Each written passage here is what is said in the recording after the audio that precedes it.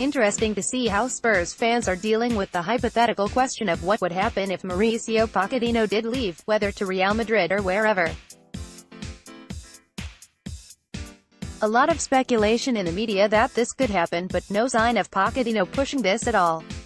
Whilst most Spurs fans are liking what they see with their manager, interesting to see though that there is also a minority who don't see him as overwhelmingly responsible for their recent high Premier League finishes.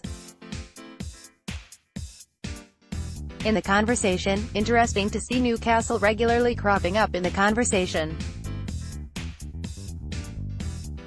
Mentions of Rafa Benitez as a potential hypothetical replacement, whilst Moussa Sissoko and Alan Pardew also come up in the conversation. Spurs fans commenting via their Top Fighting Cock message board, Benitez might be a good shout. At least he's won a lot of stuff, and has experience at big clubs. Would command the respect of our top players. Sure, he'd see it as a massive step up from Newcastle. Unfortunately, I don't see him as a Levy-type appointment though. Wenger is out of work, so is Pardew. I don't think or want Pochettino to leave. However, I think Scott Parker will be a superb coach in future years and someone I'd like to see doing well.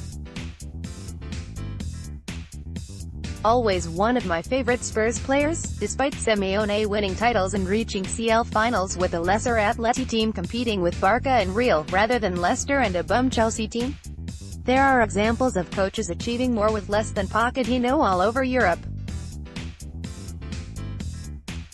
Levy has built a fantastic squad. Pochettino is managing it fairly well, nothing more.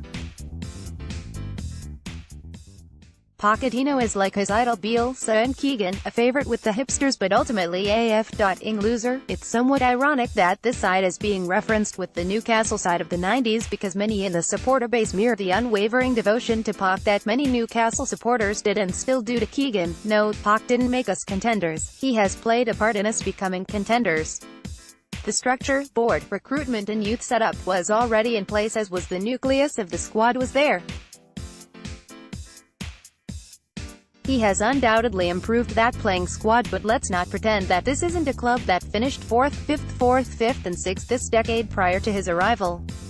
And he isn't the most important person at the club, it is a collective effort.